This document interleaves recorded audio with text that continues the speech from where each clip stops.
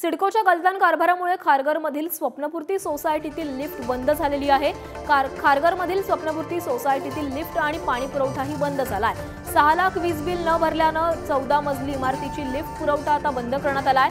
सिडको आणि महावितरणामध्ये समन्वयाचा अभाव दिसतोय आणि याचाच फटका आता या स्वप्नपूर्ती सोसायटीमधील नागरिकांना सहन करावा लागतोय।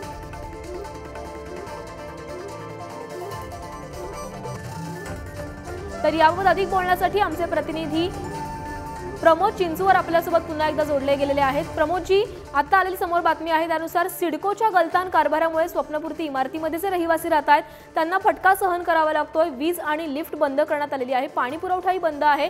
काय अधिकची माहिती आहे? नक्की फार मोठा फटका सोसावा लागतोय, कारण स्वप्नपूर्ती ही सिडकोची एक मोठी सोसायटी आहे। आपण लक्षात घ्या, एक साधी हाऊसिंग सोसायटी नाही आहे। या एका सोसायटीमध्ये 50च्या वर बिल्डिंग आहे आणि एक बिल्डिंग 14 मजली आणि एका बिल्डिंग मध्ये 86 रहिवासी राहतात। तर साधारणतः 5000च्या जवळपास लोक या परिसरात राहतात।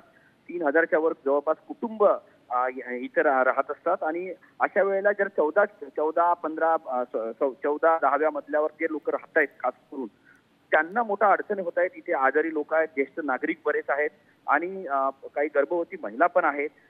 या सगळ्यांना ऐन उन्हाळ्याच्या काळात अचानक कुठलीही पूर्वकल्पना न देता, हे सगळ्यात महत्त्वाचं आहे।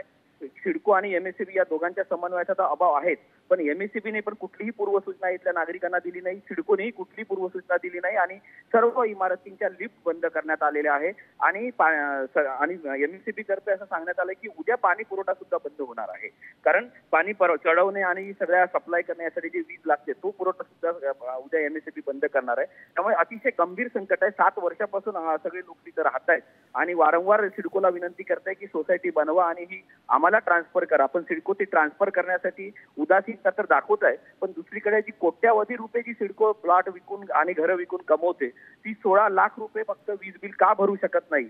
आणि ह्या शेवटी सरकारी संस्था, एका संस्थेने दुसऱ्या संस्थेचे पैसे भरलेले नाही, त्याचा फटका सामान्य माणसाला का भरावा लागतोय हा प्रश्न इथले नागरिक विचारत आहेत। धन्यवाद प्रमोदजी, तुम्ही दिलेल्या सविस्तर माहितीसाठी। 6 साल हो गए, सिडको सो रही थी क्या? आज क्यों उठी है ये चीज? आज लिफ्ट जो आज बंद की गई तो वो 4 साल 5 साल पहले भी बंद कर सकती थी, एक्शन ले सकती थी। आज 6 साल हो गए, उसके बाद आप सो रहे हो। सिडको ट्रांसफर तुम बराबर प्रॉपर ले रहे हो, सर्विस चार्ज तुम प्रॉपर ले रहे हो। बाद में पीएमसी आ गई पंजाब महानगर पालिका, वो कहती कि मेरे को टैक्स दो, सिडको बोलती मेरे को टैक्स दो। आदमी कितना टैक्स देगा?